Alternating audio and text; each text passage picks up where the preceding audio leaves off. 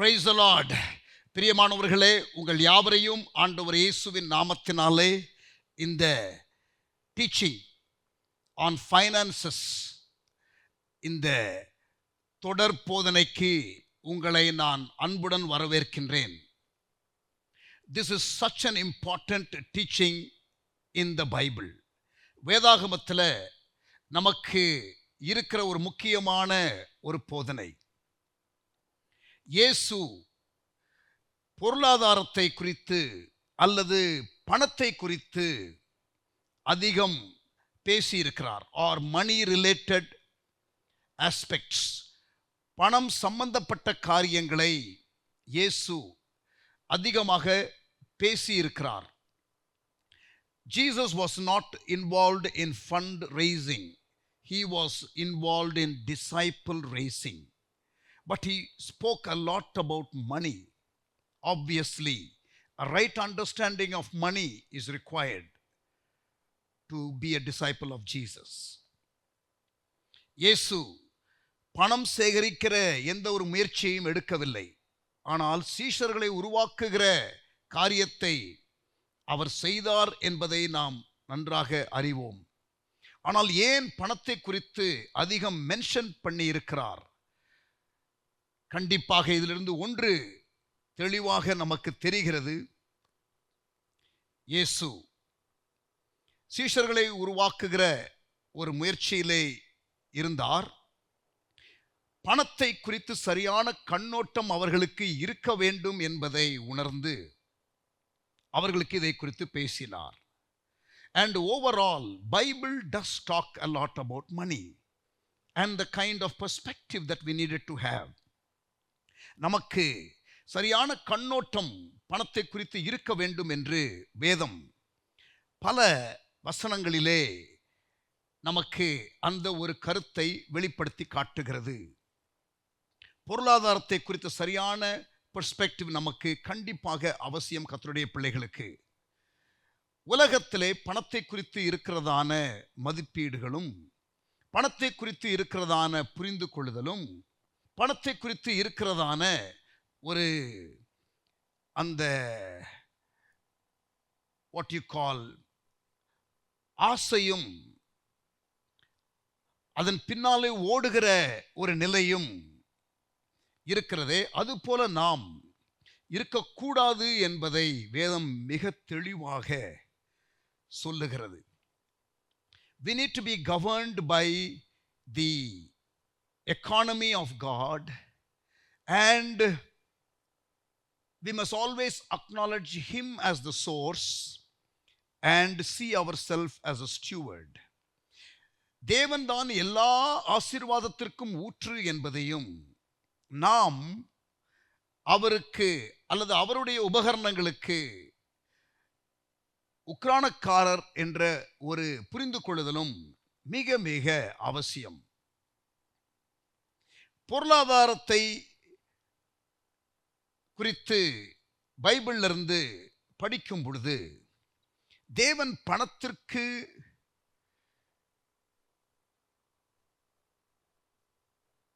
அகேன்ஸ்டா இருக்கிறதை நாம் பார்க்க முடியாது.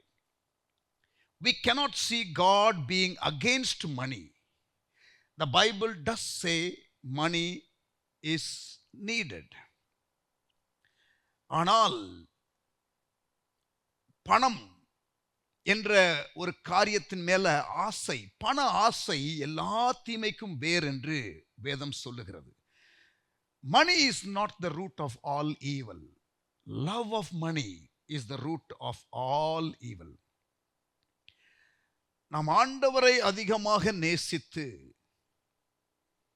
ஆண்டவருக்கு முதலிடம் கொடுத்து வாழும் பொழுது தேவன் நம்மை ஆசீர்வதிக்கிறார் என்பதை வேதம் நன்றாகவே நமக்கு சொல்லிக் கொடுக்கிறது. அப்படி ஆசீர்வதிக்கும் பொழுதும் அந்த பணத்தின் மீது நம்முடைய கவனமோ நாட்டமோ பிடிப்போ இல்லாமல் இருக்க வேண்டும் என்பதை வேதம் நமக்கு கற்றுக் கொடுக்கிறது. மட்டுமல்ல, பணத்தை நமக்கு தேவன் கொடுக்கும் பொழுது அந்த பணத்தை நாம் எப்படியெல்லாம் செலவிட வேண்டும் என்பதை குறித்தும், எதற்காக அவர் நமக்கு பணத்தை கொடுக்கிறார் என்பதை குறித்தும் வேதம் நமக்கு கற்றுக் கொடுக்கிறது, போதிக்கிறது. ஆண்டவருக்கு பல நாமங்கள் உண்டு. God has several names. And one of the names that God has, as we read in the Bible, வேதாகமத்திலே நாம் படிக்கிற பிரகாரம் தேவனுக்கு கொடுக்கப்பட்டிருக்கிற ஒரு நாமம் யெகோவா ஈரே, the Lord who provides. இந்த யெகோவா ஈரேயை வெளிப்பாடாக நாம் புரிந்து கொண்டால் எந்த ஒரு பொருளாதார பற்றாக்குறை, நெருக்கடி வரும் பொழுது நாம் பதறுவதில்லை. கர்த்தர் பார்த்து கொள்வார் என்ற அந்த ரெவலேஷன்ல நாம் நிற்க முடியும். பிரியமானவர்களே, இந்த தொடர் போதனை, we are going to do several sessions and I want to build layer by layer. பல செஷன்ஸ் பண்ண போகிறோம். And I request you to yield to every principle that you will learn during this teaching. இந்த போதனையை கேட்கிற வேளையிலே நீங்கள் ஒவ்வொரு கோட்பாட்டிற்கும் விட்டு கொடுக்க, அர்ப்பணிக்க நான் உங்களை அன்புடன் கேட்டுக்கொள்கிறேன். உங்களுடைய கண்ணோட்டம் பல காரியத்திலே மாற வேண்டும். பிப்ளிக்கல் திங்கிங்க்கு நீங்கள் வர வேண்டும். அந்த சேலஞ்ச் வரும் பொழுது please do yield and embrace the principle that you are learning and incorporate into your world view, your mindset. உங்களுடைய சிந்தனையிலே இந்த வேதாகம கண்ணோட்டத்தை, கருத்தை நீங்கள் உள்ளே உட்புகுத்திக் கொள்ளுங்கள். அதற்கு மாறான சிந்தனைகள் இருக்கும் என்றால் அதை களைந்து விடுங்கள்.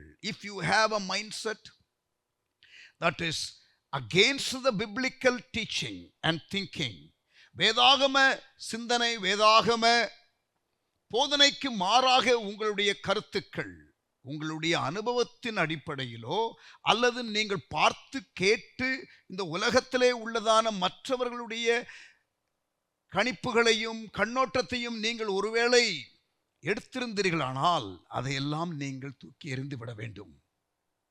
So even as we launch this series of teachings on finance, இந்த பொருளாதாரத்தை குறித்து தொடர் போதனைக்குள்ளே நாம் போக இருக்கிற இந்த வேளையில ஒரு நிமிடம் கண்களை மூடி நாம் ஜெபிப்போம்.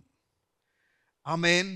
Let us pause and look to the Lord in prayer. And I pray that this will come as a revelation. இது உங்களுக்கு ஒரு வெளிப்பாடாக வர வேண்டும் என்று நான் ஜெபிக்கிறேன். இயேசுவின் நாமத்தினாலே ஆண்டவரே, இந்த போதனையை கேட்கிற ஒவ்வொரு கர்த்தருடைய பிள்ளைகளுக்காக நான் ஜெபிக்கிறேன்.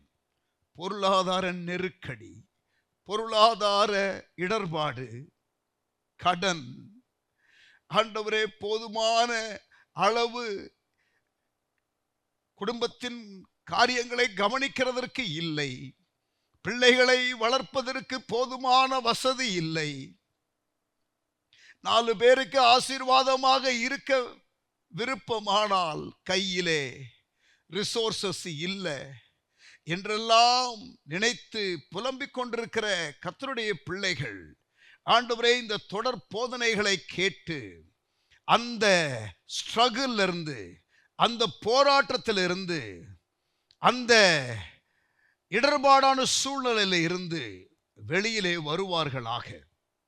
அதே நேரத்தில் ஆண்டவரே பொருளாதார வசதி, ஆசீர்வாத நிறைவு ஆகிய காரியங்களோடு இருக்கிறவர்கள் ஆண்டவரே நீர் விரும்புகிற வண்ணமாக அவைகளை பிரயோகிக்க வேண்டுமே, அதை அவர்கள் சரியாக கையாள வேண்டுமே. இயேசுவின் நாமத்தினால ஜெபிக்கிறேன். ஆண்டவரே, வந்த ஆசீர்வாதங்களை இறுக பிடித்து கொண்டிருக்கிறவர்கள் ஆண்டவரே நீர் எதற்காக ரிலீஸ் பண்ண சொல்லுகிறீரோ ஆண்டவரே, ஏழைகளுக்கு இறங்க வேண்டும் என்று வேதம் சொல்லுகிறதே. ஆண்டவரே, ஏழைகளுக்கு இறங்குகிறவன் கர்த்தருக்கு கடன் கொடுக்கிறான் என்று வாசிக்கிறோமே. ஆண்டவரே, இப்படிப்பட்ட வசனங்கள் எல்லாம் பேசப்படும் பொழுது நீர் கிரியை செய்வீராக. உள்ளான உள்ளத்திலே நீர் கிரியை செய்வீராக. Lord, I pray for all kinds of people who are listening to this teaching. ஆண்டவரே, பல தரப்பட்ட மக்கள் ஆண்டவரே இந்த போதனையை கேட்கிற வேளையில ஆண்டவரே, ஒரு shift and change and an alignment to biblical world view வரும்படி இயேசுவின் நாமத்தினாலே ஜெபிக்கிறேன். ஆண்டவரே, அந்த விதமான மாறுவேன் என்ற மனப்பக்குவத்தோடு கூட இதை கேட்க கிருபை தாரும். உமக்கு ஸ்தோத்திரம், உமக்கு ஸ்தோத்திரம். ஆண்டவரே, there is coming a redistribution of resources in the kingdom. தேவராஜ்யத்தில் ஆண்டவரே, உம்முடைய பொருளாதாரங்கள் ஆண்டவரே தேவையான இடத்திற்கு வாய்க்கால் திருப்பி விடப்படுகிற ஒரு காலகட்டம் என்பதை நான் நன்றாக ஆண்டவரே அறிகிறேன். இயேசுவின் நாமத்தினாலே I pray even through this teaching, Lord, I pray that redistribution will begin to take place in Jesus name. கடைசி கால ஆண்டவரே அறுவடை பணிக்காக ஆண்டவரே மக்கள் முடக்கி வைத்திருக்கிறவர்கள், பதுக்கி வைத்திருக்கிறவர்கள், பயத்திலே ஆண்டவரே சேமித்து வைத்திருக்கிறவர்கள், ஆண்டவரே நீர் வாய்க்காலாக இருக்க அழைத்தவர்கள், ஆண்டவரே வாய்க்காலாக இல்லாமல் அவர்கள் தங்களுக்கென்று ஆண்டவரே பொக்கிஷங்களை சேர்த்து வைத்து இருக்கிறவர்களாக இருந்தால் நீர் பேசுவீராக.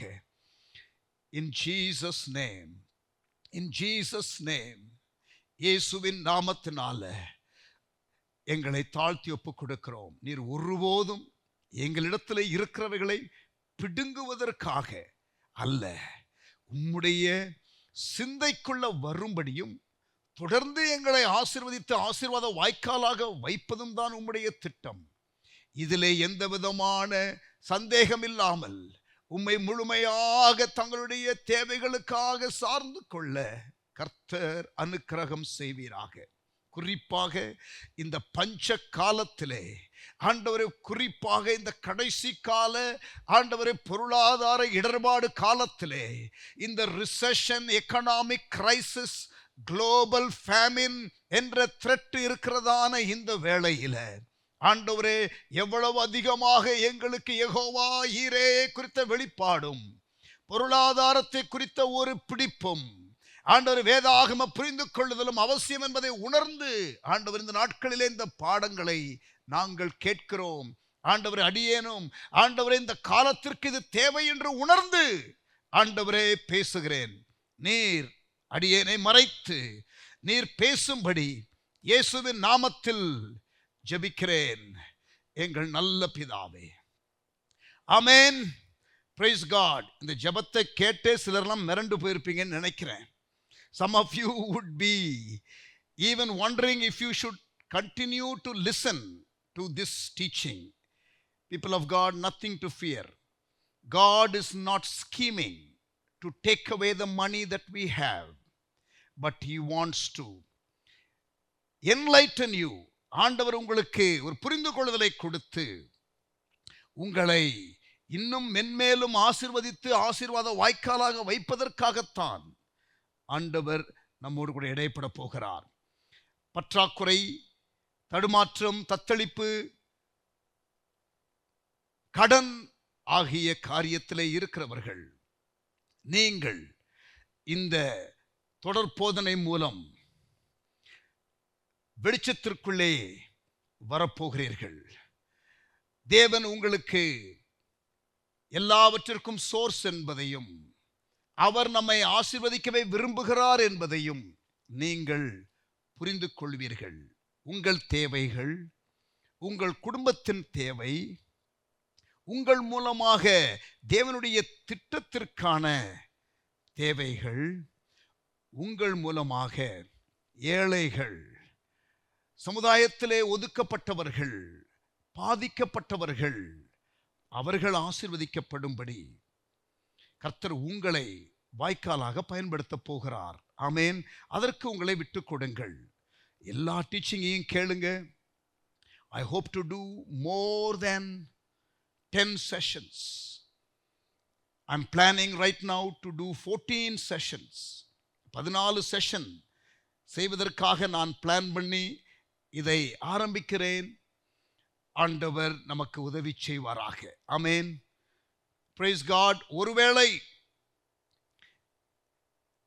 டீச்சிங்ல ஃப்ளோ இன்னும் கூடுதலாக இருந்து கண்டென்ட் இன்னும் அதிகமாக சொல்ல வேண்டும் என்ற உந்துதல் இருந்தால் we might even extend, but at the moment we are thinking of 14 sessions. Open your heart, open your mind, and open your eyes to see the way God sees things. Amen. பிரியமானவர்களே, இந்த context, இந்த நாட்களிலே இந்த போதனை ஏன் அவசியம்? பொதுவாக சீஷத்துவத்திற்கு பணத்தை குறித்ததான போதனை மிகவும் அவசியம். இன் ஜெனரல் ஃபார் டிசைபிள்ஷிப், சீஷத்துவத்திற்கு பணத்தை குறித்து புரிந்து கொள்ளுதல் ரொம்ப ரொம்ப முக்கியம். பட் இந்த காலகட்டத்திலே, இந்த present context of the world, இந்த கடைசி நாட்களிலே உலகத்திலே நடக்கிற நிகழ்வுகள் வேத வசனத்தின் வெளிச்சத்தில் பார்க்கும் பொழுது தீர்க்க தரிசனமாக சொல்லப்பட்ட காலங்கள், காரியங்கள் நடக்கின்ற ஒரு வேளை. அதிலே ஒன்று உலகளாவிய பஞ்சம் ஒன்று வரும் என்று இயேசு தீர்க்க தரிசனமாக உரைத்திருக்கிறார். Matthew 24. I will be talking about that as well as we do this teaching. இந்த போதனையை நான் கொடுக்கும் பொழுது தொடர்ந்து உங்களுக்கு அதை குறித்து இன்னும் விவரமாக பேசுவேன். ஒன்று உலகளாவிய பஞ்சம், பொருளாதார ஒரு நெருக்கடி, பூமி அதிர்ச்சி, கொள்ளை நோய், பஞ்சம் ஆகிய இந்த 3 காரியத்தை இயேசு சொல்லுகிறார். மத்தேயு 24 7 ஆண்டவர் இயேசு கடைசி காலத்தில் நடக்கும் நிகழ்வுகளை குறித்து பேசும்பொழுது இதை சொல்லுகிறார். பூமி அதிர்ச்சி அதிகமாகவே இன்றைக்கு உலகத்திலே நடக்கிறது, அதிகரித்து கொண்டே வருகிறது. சமீபத்திலே நடந்த ஒரு பூமி அதிர்ச்சியில கிட்டத்தட்ட 30,000 பேருக்கு மேல இறந்து போனார்கள் டர்க்கி என்ற தேசத்தில். இந்தோனேஷியாவில் நிலநடுக்கம், இந்தியாவிலேயும் அடிக்கடி இப்பொழுது நடக்கிறது. முழு உலகத்தில் எல்லா இடங்களிலும் இது இன்னும் அதிகரிக்கத்தான் போகிறது. ஏனென்றால் இயேசு சொல்லியிருக்கிறார். அடுத்து கொள்ளை நோய், இதை குறித்து சொல்லவே வேண்டாம், நன்றாகவே உலகம் அறிந்திருக்கிறது. இந்த பேண்டமிக், பெருந்தொற்று, கொள்ளை நோய் என்று வேதத்திலே சொல்லப்பட்டிருக்கிற காரியம் உலகத்தையே இன்னும் அது முழுமையாக முடிந்துவிட்டது என்று சொல்லுவதற்கு இல்லை. நான் சொல்லுகிறது புரிகிறதா? அப்படிப்பட்ட ஒரு துல்லியமான நிறைவேறுதல், இயேசு சொன்ன வார்த்தைகள் நிறைவேறுகிற காலம். அதில் 3வது சொல்லப்பட்ட இன்னொரு காரியம் பஞ்சம். இலங்கையிலே பஞ்சம், பாகிஸ்தானில் பஞ்சம், இந்தியாவிலும் பஞ்சம்தான் இருக்கிறது என்றும், அது மீடியாக்களிலே முழுமையாக சொல்லப்படாமல் மறைக்கப்படுகிறது என்றும், இன்னும் உலகத்திலே பல தேசங்களிலே பஞ்சங்கள் வருவதற்கான அறிகுறிகள், சில நாடுகள் பஞ்சத்துக்குள்ளேயே இப்பொழுது போய்விட்டது. பட் உலகளாவிய பஞ்சமாக இது வரும். இது ஒரு ரியாலிட்டி. ஆகவே இந்த பஞ்சகாலத்திலே நாம் எப்படி இருப்பது? ஒரு வசனம் சொல்றேன், உங்களை என்கரேஜ் பண்ணுவதற்காக. இதை பிடித்துக் கொள்ளுங்கள். ஏசாயா 58 11ஆம் வசனம். You will be very encouraged. நீங்கள் மிகவும் உற்சாகம் அடைவீர்கள். இதை பிடித்துக் கொள்ளுங்கள். ஏசாயா 58:11, ஐசாயா 58:11. கர்த்தர் நித்தமும் உன்னை நடத்தி மகா வறட்சியான காலங்களில், there you go, மகா வறட்சியான காலங்களில், famine, உன் ஆத்துமாவை திருப்தியாக்கி உன் எலும்புகளை நிணமுள்ளதாக்குவார். நீ நீர்ப்பாய்ச்சலான தோட்டத்தைப் போலவும் வற்றாத நீரூற்றை போலவும் இருப்பாய். வற்றாத நீரூற்றை போல ஒரு ஃபவுண்டனாக நீ இருப்பாய். நீர்ப்பாய்ச்சலான தோட்டத்தைப் போல இருப்பாய். ஃப்ரெஷ்ஷா வாட்டர் பண்ண ஒரு கார்டனை போல நீ இருப்பாய். உன் ஆத்துமாவை அவர் திருப்தியாக்குவார், உன் எலும்புகளை நிணமுள்ளதாக்குவார். சோ பஞ்ச காலத்தில், மகா வறட்சியான காலங்களில் கர்த்தருடைய பிள்ளைகள், உலகளாவிய பஞ்சம் ஒன்று வரும் என்று ஒரு பக்கம் இருந்தாலும் அதன் நடுவிலே நீங்கள் சர்வைவல் கிடையாது, but you will be thriving. It could be the opportunity season. பஞ்சகாலத்திலே யோசேப்பு செழித்தான். பஞ்சகாலத்திலே ஈசாக்கு விதை விதைத்து செழித்தான். பஞ்சகாலத்திலே சாரிபாத் விதவை சாக கடந்தவள் போஷிக்கப்பட்டு பிழைத்துக் கொண்டாள். பஞ்சகாலத்திலே எலியா தீர்க்கதரிசிக்கு போதுமான ஆகாரம் இருந்தது. ஆண்டவர் எலியாவுக்கு காகத்தின் மூலம் போஷாக்கை கொண்டு வந்தார். சோ இந்த மாதிரி பேசேஜஸ் எல்லாம் தியானம் பண்ண வேண்டிய ஒரு காலம். The church should be receiving the teaching on how to survive and even thrive during the times of famine. பஞ்சகாலத்திலே எப்படி செழிப்பது என்ற புரிந்து கொள்ளுதலுக்குள்ள, என்றால் அப்படி செழித்திருக்கிறவர்கள் பைபிள்ல இருக்கிறார்கள். உலகளாவிய பஞ்சம் ஒன்று ஆதி திருச்சபையின் நாட்களில் நடந்தது. அப்பொழுது ஒருவருக்கொருவர் உதவி செய்து, ஒரு சபை இன்னொரு சபைக்கு உதவி செய்து அந்த பஞ்ச நிவாரணத்தை அவர்கள் செய்தார்கள் என்று நாம் வாசிக்கிறோம். சோ என்ன செய்யணும்? பஞ்சகாலத்தில் நாம் எப்படி வாழ வேண்டும், எப்படி ப்ரிப்பேர் பண்ண வேண்டும் என்றெல்லாம் பைபிள்ல இருக்கிறது. சோ அது ஒரு ரியாலிட்டி. அது ஒரு ரியாலிட்டி. இரண்டாவது ரியாலிட்டி என்னன்னா, பிரியமானவர்களே, பொதுவாக நான் பார்த்த வரை மக்கள் கடனிலும் பொருளாதார பற்றாக்குறையிலும் அதிகமாக இருக்கிறதை நான் இந்த நாட்களிலே பார்க்கிறேன். சபைகளிலே செய்தி கொடுக்கிறதற்கு பல இடங்களுக்கு போகும் பொழுது நிறைய இடத்துல கேட்டிருக்கிறேன், கண்களை எல்லாரையும் மூடிக்கொள்ளுங்கள் என்று சொல்லி, கடனிலே இருக்கிறவர்கள் கைகளை உயர்த்துங்கள் என்று சொல்லும் பொழுது கிட்டத்தட்ட ஒரு 70% மக்கள், ஆர் சம்டைம்ஸ் ஈவன் 90% sadly, கைகளை உயர்த்துகிறதை பார்த்து அதிர்ச்சி அடைந்திருக்கிறேன். ஆண்டவரே, யெகோவா ஈரே ஆகிய உம்மை அவர்கள் வெளிப்பாடாக புரிந்து கொண்டு, ஆண்டவரே, இந்த பொருளாதார தடுமாற்றத்திலிருந்து எழும்புவார்களாக என்று ஆதங்கப்படுவேன், ஜெபிப்பேன். அவர்களுக்காக நான் எப்படியாகிலும் அவர்கள் புரிந்து கொள்ளுதலுக்குள் வரமாட்டார்களா என்று ஆதங்கப்படுவேன். அதனால தான் இந்த டீச்சிங்கை உங்களுக்கு கொடுக்கிறேன். பிரியமானவர்களே, I want you to understand. அதுக்காக கஷ்டப்படுகிறவர்கள் மட்டும்தான் இந்த டீச்சிங்கை கேட்கணும்னு இல்லை.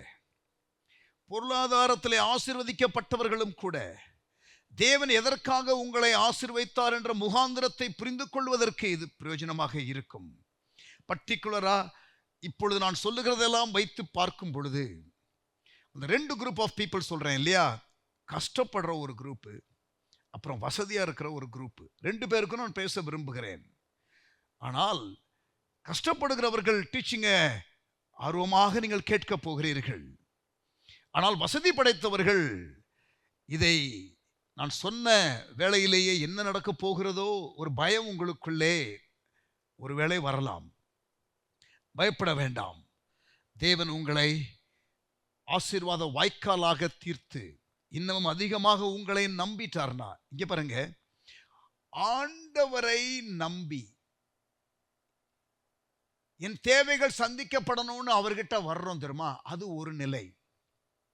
இன்னொரு நிலை என்ன தெரியுமா, ஆண்டவர் உங்களை நம்புகிறாரா பண விஷயத்துல.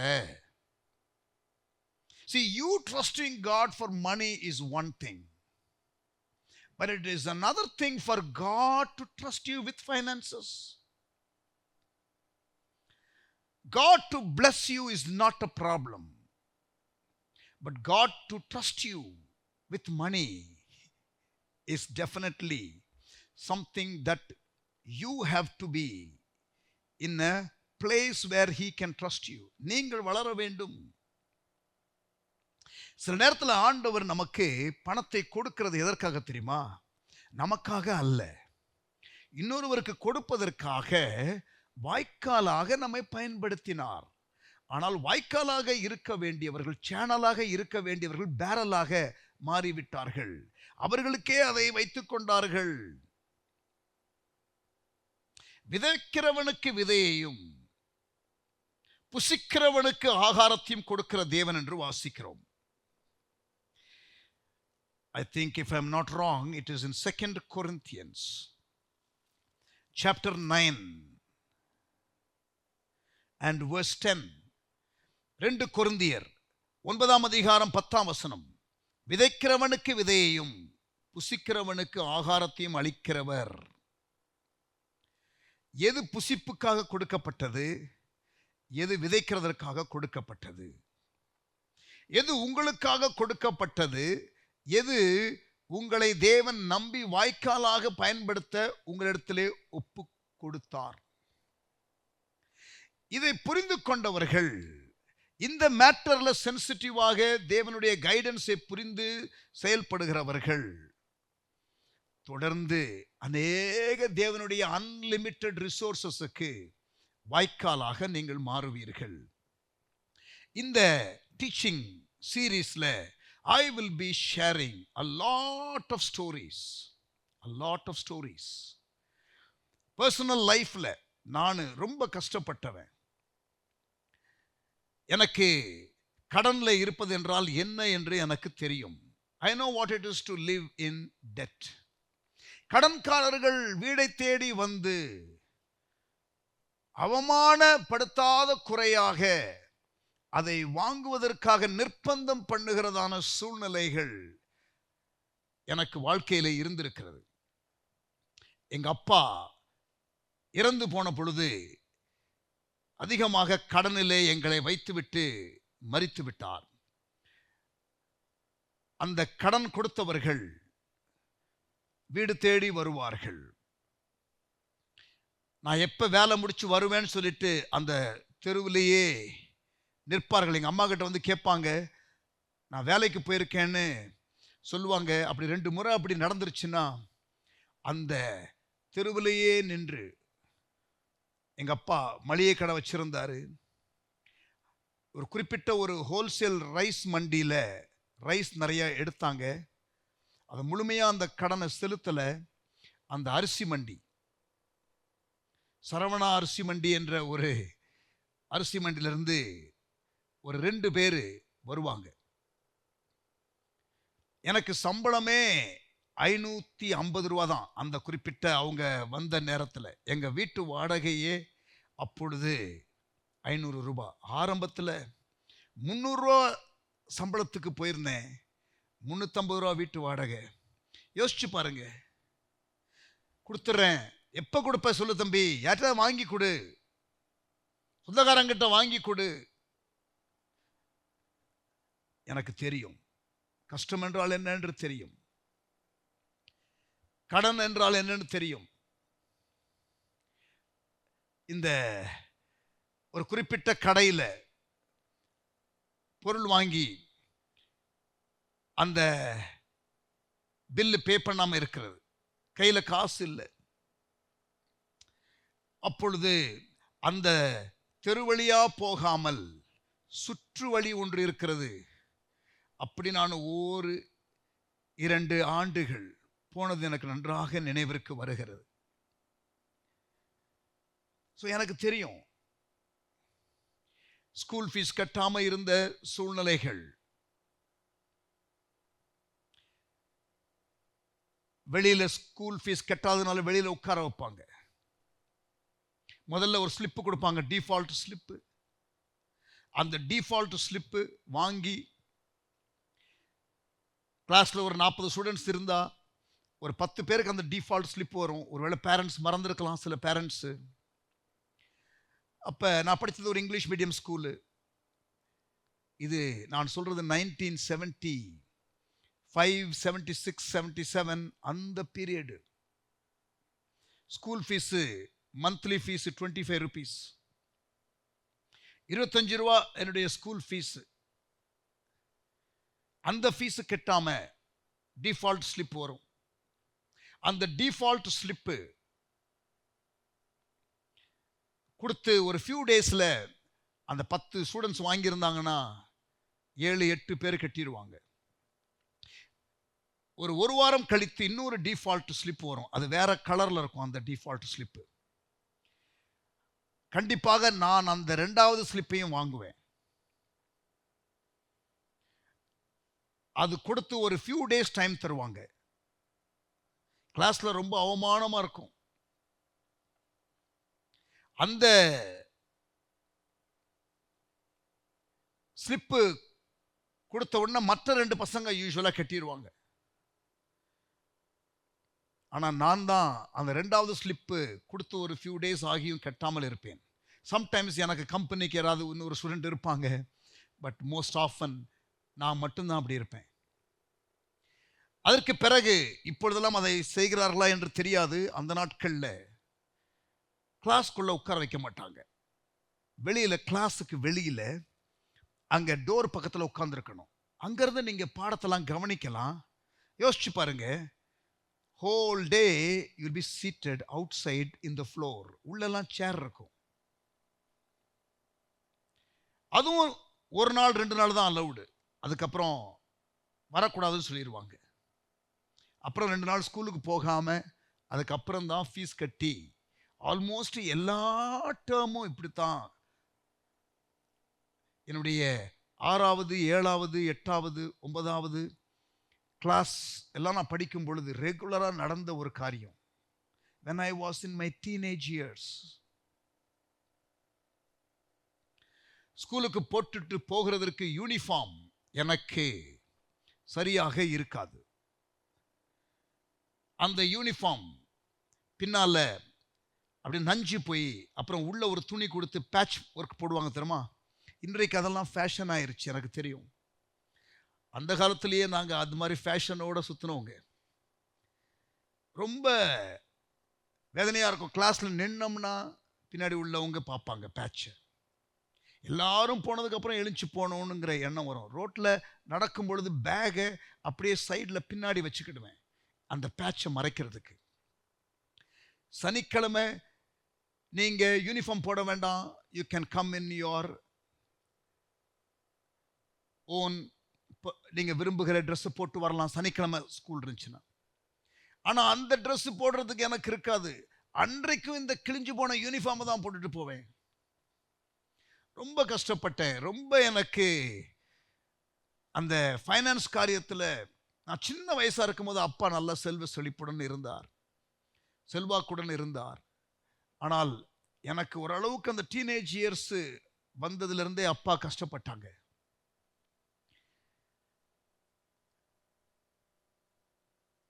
என்னுடைய காலேஜ் படிக்கிற டைமில் பாலிடெக்னிக் படித்தேன் ஒரு 3 years. அந்த டைமில் ரொம்ப கஷ்டம் அப்பாவுக்கு. அதிகாலை 2 மணிக்கு சைக்கிளில் கிட்டத்தட்ட ஒரு 25-30 கிலோமீட்டர்ஸ் போயிட்டு, இப்போ கோயம்பேடு மார்க்கெட்னு சென்னையில் இருக்கு தெரியுமா? அப்பொழுது கோயம்பேடு கிடையாது, கொத்தவால் சாவடி என்று சொல்வார்கள், பாரிஸ் கார்னரில் இருக்கும். அங்கே சைக்கிள் மெரிச்சிக்கிட்டு போனோம். சின்ன சின்ன கடை வியாபாரிகள் எல்லாம் சைக்கிளில் போவாங்க. பின்னாடி ஒரு கூடை வச்சுக்கிடுவாங்க, வெஜிடபிள் வாங்கிட்டு வருவாங்க, ஒரு கோணி வச்சுக்கிடுவாங்க, 2-3 பை வச்சுக்கிடுவாங்க ஹேண்டில் பாரில். நான் என்னுடைய 16, 17, 18 வயசில், அந்த ஏஜில், ஸ்டில் டீனேஜ் இயர்ஸ், 25-30 கிலோமீட்டர் சைக்கிளில் போவேன். அந்த வியாபாரிகள்லாம் நல்ல திருமணமான பெரிய ஆட்கள். ஆனால் நான் ஒருத்தன் தான் சின்ன பையன். போவேன். காலையில் 5:30 மணிக்கு திரும்பி வந்துடுவோம், 6 மணிக்கு வந்துடுவோம். அதை கொண்டு வந்து கடையில் கொடுத்துட்டு அப்புறம் குளிச்சுட்டு ஸ்கூலுக்கு போவேன். I know what it is to struggle for money. இன்னும் நிறைய கதைகளை சொல்லலாம். I will reserve some of the stories for the rest of the teaching. அதே நேரத்தில் ஆண்டவர் என்னை ஆசீர்வதித்து பலருக்கு ஆசீர்வாதமாக இருக்கிற வாய்க்காலாகவும் தேவன் என்னை பயன்படுத்துகிறார். சமீப நாட்களாக பல நபர்களுக்கு உதவியாயிருக்கும்படி, அவர்களுடைய கஷ்டத்திலே அவர்களுக்கு உதவியாக இருக்கும்படி ஜெபம் பண்ணி ஆண்டவர் வழிநடத்தினால் அநேகருக்கு உதவி செய்யக்கூடிய நிலையில ஆண்டவர் வைத்திருக்கிறார். இன்றைக்கும் எங்களுக்கு ஒரு பெரிய செலவு தேவை என்றால் அவரை தான் நாங்கள் சார்ந்து இருக்கிறோம். ஆண்டவர் ப்ரொவைட் பண்ணுகிறார். எந்த விதமான வருத்தமும் கிடையவே கிடையாது. ஆண்டவருக்கு கொடுத்து ஒருவரும் நஷ்டம் அடைவதில்லை, கஷ்டப்படுவது கிடையாது. ஆண்டவருடைய நடத்துதலின்படி இந்த ஃபைனான்ஸ் விஷயத்தில் இருந்துட்டோம்னா ஆண்டவர் நம்மை ஆசீர்வதித்து மேலும் மேலும் ஆசீர்வாதத்தின் வாய்க்காலாக நிறுத்துவார் என்பதிலே சந்தேகம் இல்லை. பிரியமானவர்களே, இந்த டீச்சிங் சீரீஸில் டுடே இந்த ஃபர்ஸ்ட் செஷனில் உங்களோடு கூட நான் ஒரு பேக்ட்ராப், ஒரு பின்னணி, இந்த டீச்சிங்க்கு ஏன் இது அவசியம் என்ற காரியத்தை சொல்லி, ஏன் எனக்கு இந்த ஒரு பாரம் என்பதை சொல்லி, என்னுடைய சில கதைகளையும் சொல்லி உங்களுக்கு ஆரம்பிக்கிறேன். I want to set the tone and the stage for this teaching series. Prosperity teaching ஒன்று இருக்கிறது. I am fully aware of that. பைபிளில் ஆண்டவர் நம்மை செழிக்க செய்வார் என்று நிச்சயமாக இருக்கிறது, மறுக்க முடியாது. ஆனால் இந்த செழிப்பின் உபதேசத்தின் ஆட்களுடைய பிரச்சனை என்ன தெரியுமா? They want prosperity for the sake of prosperity. But listen carefully. Bible talks about prosperity with purpose and prosperity with right perspective. சரியான கண்ணோட்டத்தோடு தேவனுடைய செழிப்பு, ஆசீர்வாதம் மட்டுமல்ல, நோக்கத்திற்காக ஆண்டவர் அதை நமக்கு கொடுக்கிறார். அந்த முகாந்திரத்தை புரிந்து கொள்ள வேண்டும் என்பதுதான் என்னுடைய வலியுறுத்தல். ஸோ at some point நான் சில வசனங்களை காட்டும் பொழுது, சில சம்பவங்களை சொல்லும் பொழுது உங்களுக்கு இவர் செழிப்பின் உபதேசம் என்று தோன்றும்.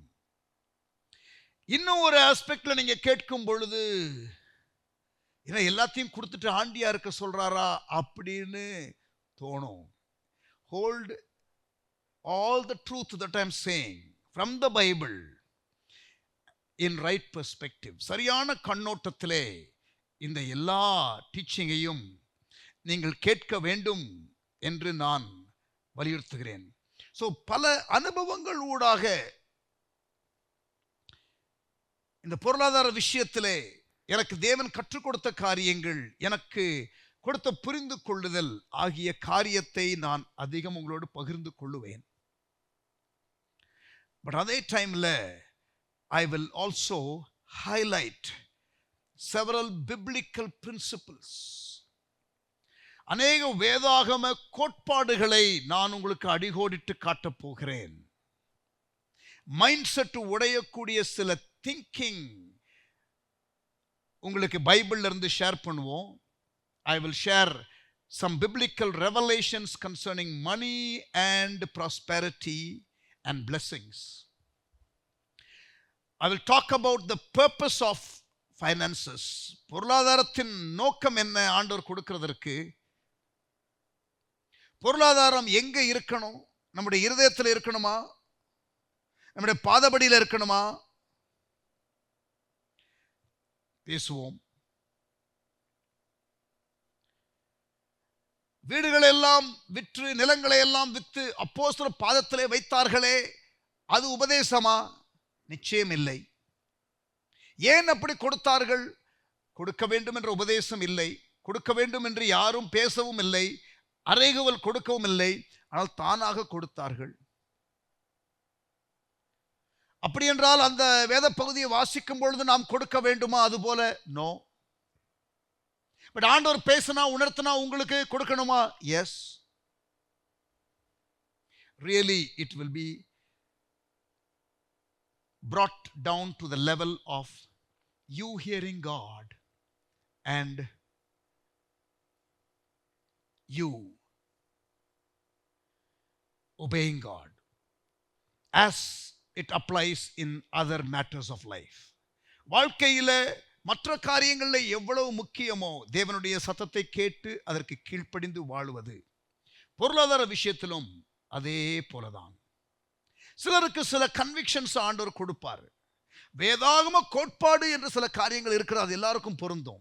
ஆனால் பர்சனல் கன்விக்ஷன் என்று சிலருக்கு ஆண்டவர் அவ்வப்பொழுது கொடுப்பார். அதற்கும் நீங்கள் கீழ்ப்படியணும். ஒரு சின்ன எக்ஸாம்பிள் சொல்றேன். Talking about brother Augustine Jebakumar. Brother Augustine Jebakumar அவர்கள் ஒவ்வொரு ஆண்டும் டிசம்பர் மாதம் 31ஆம் தேதி தங்களுக்கு இருக்கிற எல்லா பணத்தையும் அவர்கள் கொடுத்து விடுவார்கள். he will come to zero balance. he will start the new year with zero balance. நல்ல கவனிங்க, இதுதான் அகஸ்டின் அண்ணனுடைய ஒரு practice for years, for more than 50 years. ஆனா இன்றைக்கு ஆண்டவர் அவரை எவ்வளவோ ஊழியத்தை செய்வதற்கு பயன்படுத்துகிறார், உபகரணங்களை கொடுக்கிறார். பணத்தின் மீது அவருக்கு ஒரு ஆசை இல்லை, அதை வாழ்ந்து காட்டுகிறார் பர்சனல் கன்விக்ஷன் மூலம். உங்களுக்கு என்ன பர்சனல் கன்விக்ஷன் ஆண்டவர் கொடுக்கிறாரோ அதன்படி நீங்கள் வாழ வேண்டும். நான் எவ்ரி இயர் டிசம்பர் 31 என்னுடைய பேங்க் அக்கௌண்ட்டை, not that I have a lot of money sitting there, but I don't do that, and I don't think God wants you and me to do that. நீங்களும் நானும் every year bank அக்கௌண்ட்டை ஜீரோக்கு கொண்டு வரணும்னு ஆண்டவர் சொல்லல. ஆனால் ஆண்டவர் பேசினால் செய்யணும். The principle is personal conviction, personal guidance. அண்ணன் ஒருபோதும் எல்லாரையும் பார்த்து நீங்கள் அப்படித்தான் இருக்கணும், நான் அப்படித்தான் வாழ்றேன்னு ஒரு நாளும் சொன்னதாக நான் கேள்விப்பட்டதும் இல்லை, அவர் பேசி கேட்டதும் இல்லை, நான் அவரோடு பழகும் பொழுது அவர் சொல்லியதும் இல்லை. ஒரு முறை நான் போயிருக்கும் பொழுது அண்ணன் வேடிக்கையாக டிசம்பர் மாதம் சிரிச்சுக்கிட்டு சொன்னாங்க, இதை குறித்து பேசணும். அப்போ சிரிச்சுக்கிட்டே சொன்னாங்க, இப்போ தான் போன வாரம் ஒருத்தர் ஒரு ஃபியூ லேக்ஸ் என்கிட்ட கொடுத்து, அண்ணே இது வேற எதுக்கும் இல்லைண்ணே, உங்களுக்கு பர்சனல் அப்படின்னு சொல்லி கொடுத்தாரு. ஆனால் இன்னொரு 2.5 வாரம் தான் இருக்கு அந்த இயர் முடியறதுக்கு. அண்ணன் சொன்னாங்க, இன்னும் 2 வாரம் தான் இருக்கும், அதுக்கப்புறம் it will B given away. See, இது அண்ணனுடைய பர்சனல் கன்விக்ஷன். ஆமென். பிரியமானவர்களே, பர்சனல் கன்விக்ஷன்ல லேண்டை வித்தாங்க, அவங்க கொடுத்தாங்க. கொடுக்காதவங்களை பார்த்து கொடுங்கன்னு ஆண்டவர் சொல்லல. இங்க கொடுத்தவர்களுக்கும் தேவன் ஒரு பொதுவான கட்டளையாக கொடுக்கவில்லை. அவர்கள் அந்த தேவைகளை அறிந்து செய்தார்கள். அப்போஸ்தலர் 4ஆம் அதிகாரத்தில் நீங்கள் அதை வாசிக்கலாம். அப்போஸ்தலர் 5ஆம் அதிகாரத்தில் பார்த்தீங்கன்னா அனனியா சப்பிராள் என்ற ஒரு தம்பதியினர், கப்பல், அவர்கள் கொடுக்கணும்னு அவசியமே இல்லை, கொடுக்கணும்னு யாரும் சொல்லலை, இவர்களா தீர்மானம் பண்ணி. ஏன்னா எல்லாரையும் பாராட்டி இருப்பாங்கல்ல கொடுத்தவங்களெல்லாம், அந்த பாராட்டு வேணும்னு சொல்லி இவர்களும் கொடுக்கிறதை போல நடித்து நிலத்தை விற்று அதனுடைய பாதியை கொண்டு வந்து கொடுக்கிறார்கள். நல்லா கவனிங்க, அதுவே ஒரு பெரிய ஜெனரஸ் காரியம்தான். ஆனால் முழுமையாக கொடுத்ததை போல நடித்து பாதியை மட்டும் கொடுத்தார்கள் தெரியுமா? That is where the problem is. Not all givers are necessarily givers. Some givers are takers. They want the glory, therefore they give. அவர்கள் கொடுக்கிறவர்கள் எல்லாரும் கொடுக்கிறவர்கள் அல்ல. சொல்றது புரியுதா உங்களுக்கு? Heart condition is very important. நம்முடைய இருதயத்திலே இருக்கிற காரியங்கள் மிக மிக முக்கியம். சோ பணம் எல்லா தீமைக்கும் வேர் என்று நினைச்சிடக்கூடாது. பண ஆசை எல்லா தீமைக்கும் வேர். மூத்த ஊழியராகிய பவுல் இளைய ஊழியராகிய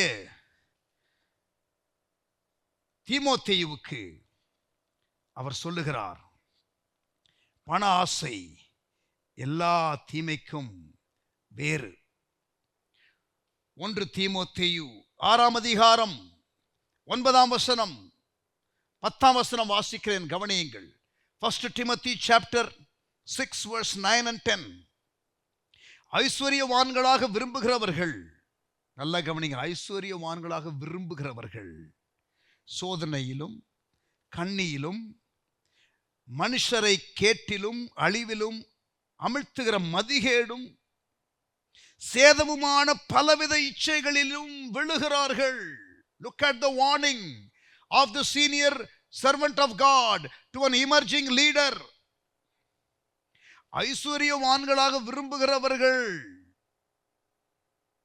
சோதனையிலும் கண்ணியிலும் மனுஷரை கேட்டிலும் அழிவிலும் அமிழ்த்துகிற மதிகேடும் சேதமுமான பலவித இச்சைகளிலும் விழுகிறார்கள். And verse 10, பண ஆசை எல்லா தீமைக்கும் வேறாயிருக்கிறது. Love of money is the root of all evil. சிலர் அதை இச்சித்து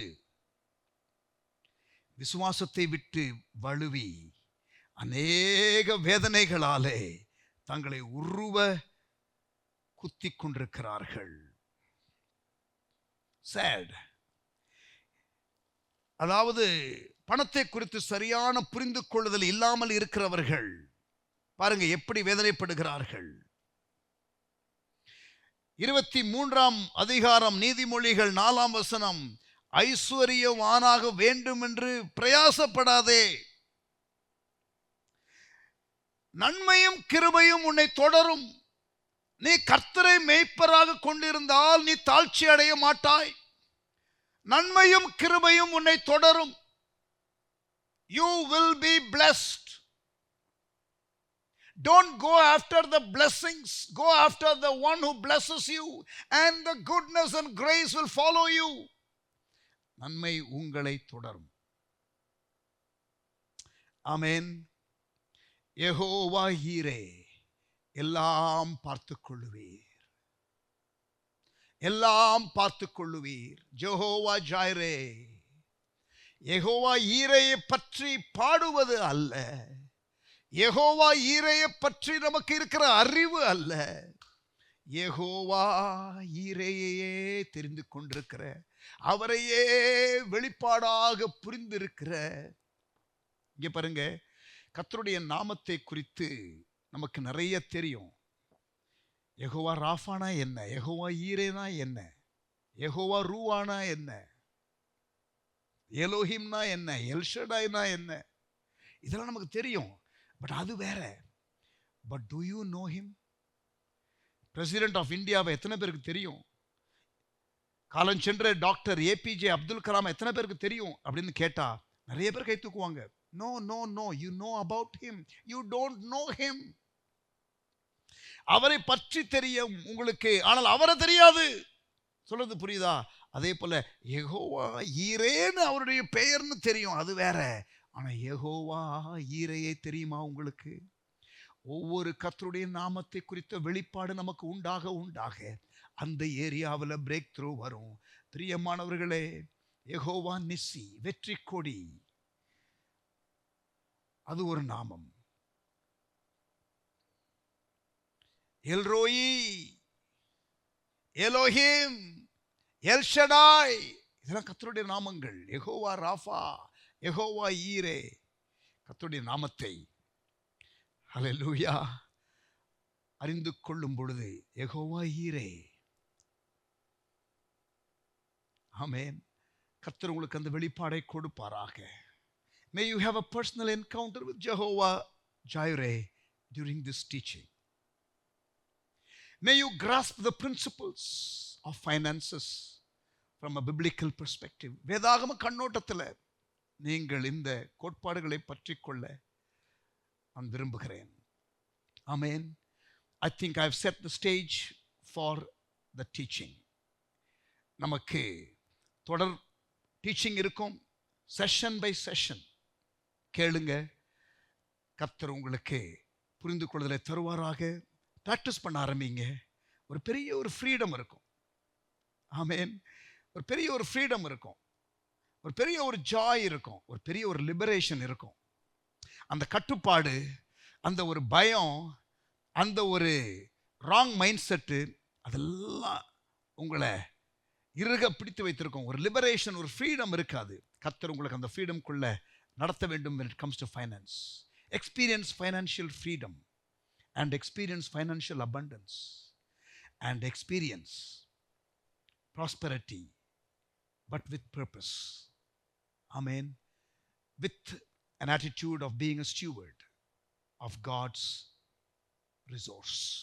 தேவனுடைய பொக்கிஷத்திற்கு நல்ல உக்ரானக்காரர்களாக இருக்க கர்த்தர் உங்களுக்கும் எனக்கும் கிருபை தருவாராக. இந்த தொடர் பாடத்தை கர்த்தர் நமக்கு ஆசீர்வதித்து கொடுப்பாராக. ஜெபம் முடிக்கலாமா? நல்ல தகப்பனே, எங்களோடு கூட இடைப்பட்டதற்காக, பேசினதற்காக உமக்கு ஸ்தோத்திரம். Father, thank you for teaching us. Lord, thank you for this first session.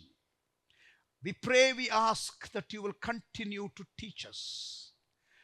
Lord, let every session be a revelation. அன்று ஒவ்வொரு செஷனும் எங்களுக்கு வெளிப்பாடாக ஆண்டவரே வரட்டும். எங்களை தாழ்த்தி ஒப்புக் கொடுக்கிறோம்.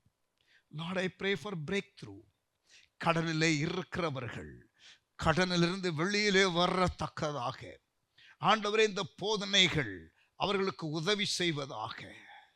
அவர்கள் செய்ய வேண்டிய காரியம் என்ன என்பதை புரிந்து கொள்வதோடு தேவன் என்ன செய்வார் என்ற புரிந்து கொள்ளுதலும் உண்டாகட்டும்.